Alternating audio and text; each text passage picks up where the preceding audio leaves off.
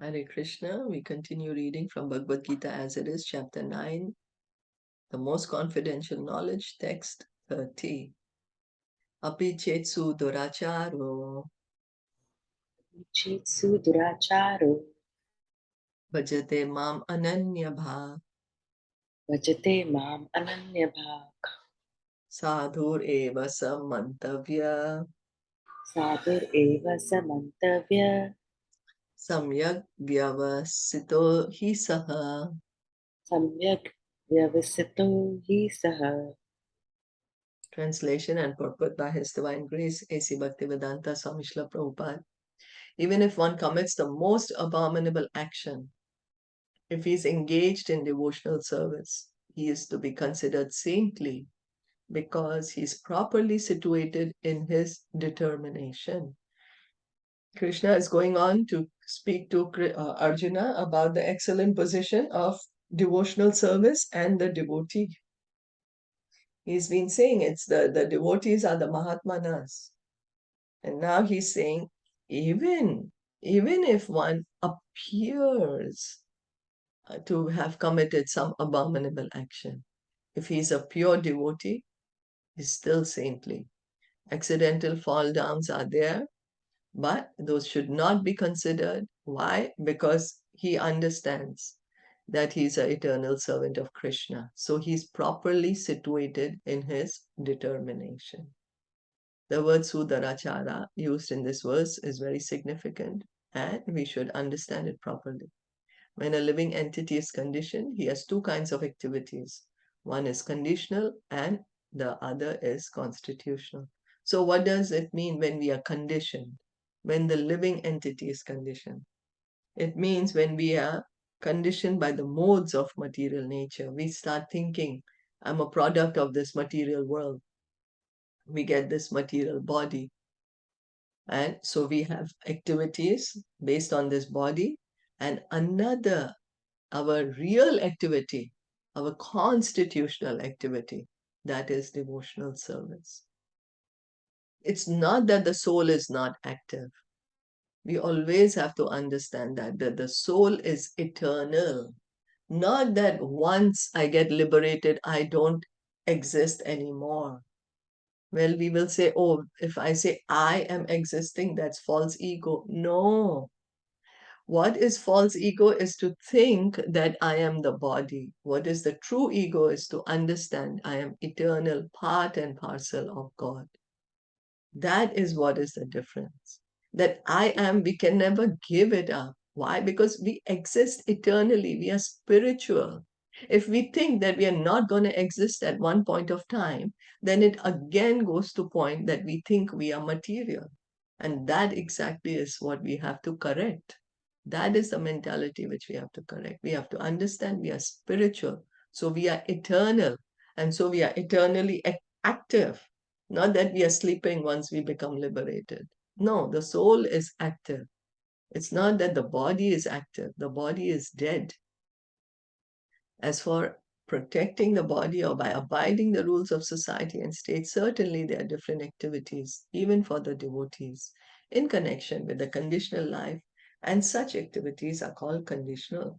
So, based on which body we are in, community, country, gender, whatever, we have certain activities to maintain the body, to have a proper functioning in society. So, these activities are called conditional. These are not our eternal activities. They are called conditional activities. Because why they are not eternal? Because sometimes I'm in the body of a human being.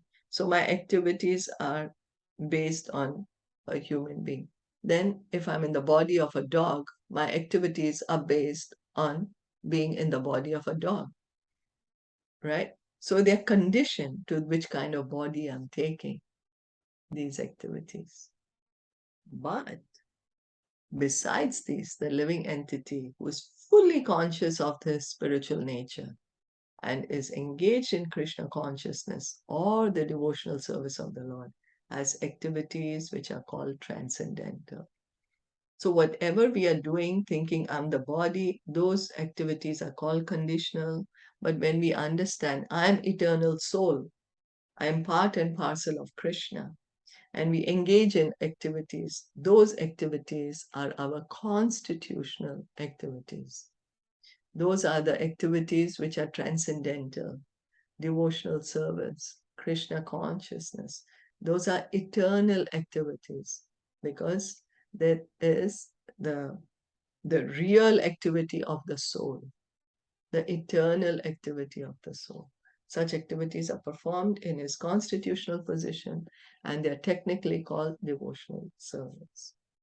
So our constitutional position, Jivara Swarubhai, Krishna Nitya Das. We are not this body, we are the soul.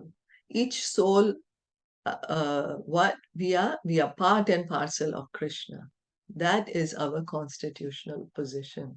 So as being part and parcel of Krishna, we have certain activities, and those activities are called devotional service. Now, in the conditioned state, sometimes devotional service and the conditional service in relation to the body will parallel one another. But then again, sometimes these activities become opposed to one another. So, devotional service and conditional service in relation to the body will parallel one another. But again, sometimes these activities are going to oppose one another. Let's see if Prabhupada is giving us an example. As far as possible, a devotee is very cautious so that he does not do anything that could disrupt his wholesome condition. He knows that perfection in his activities depends on his progressive realization of Krishna consciousness. So because we are in the body, we have to maintain the body. We have to do certain activities which are conditional. But if we do everything in relation to Krishna, then it becomes transcendental.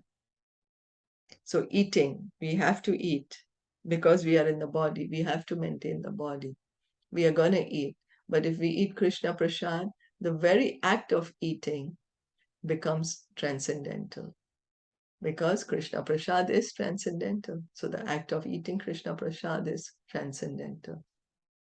So this is how a devotee does. He relates all his activities to Krishna. A devotee connects all his activities to Krishna. He offers the result of all his activities to Krishna. He sees everything, every circumstance in relation to Krishna. Sometimes, however, it may be seen that a Krishna conscious a person in Krishna consciousness commits some act which may be taken as most abominable socially or politically. But such a temporary fall down does not disqualify him. In the Srimad Bhagavatam, it is stated that if a person falls down but is wholeheartedly engaged in the transcendental service of the Supreme Lord, the Lord, being situated within his heart, purifies him and excuses him from that abomination. So sometimes a pure devotee may have a temporary fall down. He may temporarily fall down, but it does not disqualify him. Krishna still will give him some circumstance, Krishna will make some arrangement so that the devotee can give up that kind of a mentality or activity and again become fully engaged in transcendental service. We see in the life of Bharat Maharaj, he had accidental fall down. He got attached to a deer, so he got body of a deer. But in the body of the deer also, he did not forget his identity. He still remembered, oh, I was a king. I was engaged in devotional service. He remembered his devotional service. And in the body of a deer, he would go to where the devotees were, and he would go near the temple to always hear. And very soon he gave up the deer body and he was born as Jar Bharat, and he remembered all his devotional service. So even if there is accidental fall down, Krishna protects. It does not disqualify him. Because Krishna knows. Krishna knows our heart. Krishna sees the sincerity. And then Krishna makes the arrangements. Krishna purifies and Krishna excuses. The material contamination is so strong that even a yogi fully engaged in the service of the Lord sometimes becomes ensnared. But Krishna consciousness is so strong that such an occasional fall down is at once rectified. Therefore, the process of devotional service is always a success. So we should get, what do you say? We should feel enthusiastic by hearing this. Oh, even if there is an accidental fall down, Krishna will protect me. Krishna is not going to abandon me. No, Krishna is always there to help me to come closer to Him, to rectify my material consciousness. Krishna is always there to help me revive my relationship with Him. Krishna is there to bring me out of this material world. And even if there is some accidental fall down, Krishna will save me. So, therefore, the process of devotional service is always a success. There is no failure in this process. This process is 100% guaranteed of success. Success rate 100%, devotional service. No one should deride a devotee for some accidental fall down from the ideal path, for, as explained in the next verse, such occasional fall downs will be stopped in due course as soon as a devotee is completely situated in Krishna consciousness. Because it's just a matter of time. Once one begins the Krishna consciousness, once he begins his Krishna consciousness, then gradually, he will get purified. Gradually, all the material contamination which is there will go away. The example is given when we start taking shower. Sure, in the beginning, there will be dirt, and somebody will say, hey, you still have dirt here. Hey, you're still there. You have dirt there. Yes, I know. That's the reason I'm taking a shower. And I'm still taking a shower. I've not yet stopped taking. So in due course, I will clean it out. The water and the soap will help me clean it out. This is what it is. We continue in Krishna consciousness. Gradually, all the uh, material contamination that we have will go away. And it is guaranteed. It is guaranteed. And that's why I said devotional service is always a success.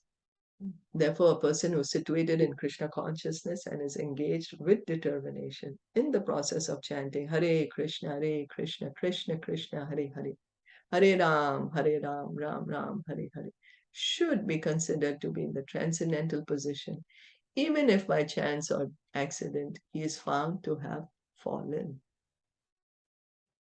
So a pure devotee is liberated always. He is in the transcendental position. We may find some fault in him, but we should not take this as a fault, as a permanent flaw. He will get over it. It's okay. People, this is the material world after all. We are in the material world after all. We are in the material body after all. There is material contamination after all. So if a devotee by chance or by accident he's committed some uh, activity which he shouldn't, we should not condemn him. He is very soon gonna again, by the help of Krishna, give up that tendency. The word sadhur eva, he is saintly, are very emphatic. They are warning to the non-devotees that because of an accidental fall down, a devotee should not be derided. He should still be considered saintly, even if he has accidentally fallen down. So this is for accidental fall down. This is not that somebody chance purposely commits mistakes, purposely commits sinful activities, and then says, I'm a devotee. No, we can misuse this verse in that way, that Krishna is saying, apichetsu duracharo. And so, okay, I will continue my mentality of sinful activity, but Krishna will always protect me. No, Krishna sees our sincerity. He sees our heart. What is in our heart? Based on that, Krishna gives us the result. So, and if we see a devotee has some accidental fall down, we should not deride them. We should not deride them. They are still in the proper position of being a devotee.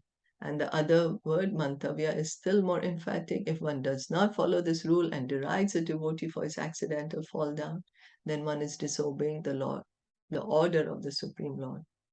The only qualification of a devotee is to be unflinchingly and exclusively engaged in devotional service. So we should not disobey the order of Krishna. Krishna is the Supreme Lord. He is giving the order that even if you see my pure devotee, sometimes he has made some mistake, sometimes he has an accidental fall down. Do not deride him. Very soon he will be situated in his position. Accidental fall downs sometimes happen. And here, what is the qualification of a devotee? Unflinching, firm, unflinching, steady, not flinching at all, unflinchingly and exclusively engaged in devotional service. That's all he is. He has this firm faith in Krishna and he has devotion for Krishna and he is engaged in devotional service. That is a devotee.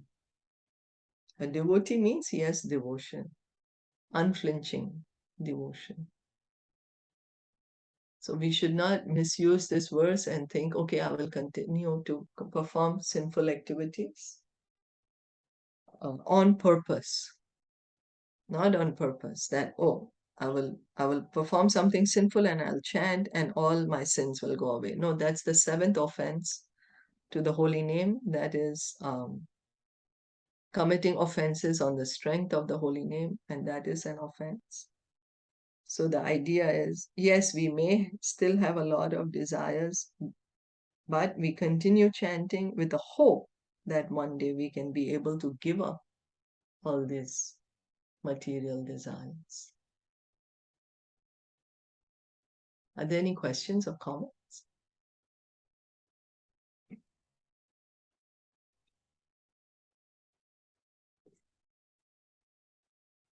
Okay, so we'll stop here. Bhagavad Gita ki jai, Srila Prabhupada ki jai, Gaur Bhakta Vrinda ki jai. Hare Krishna.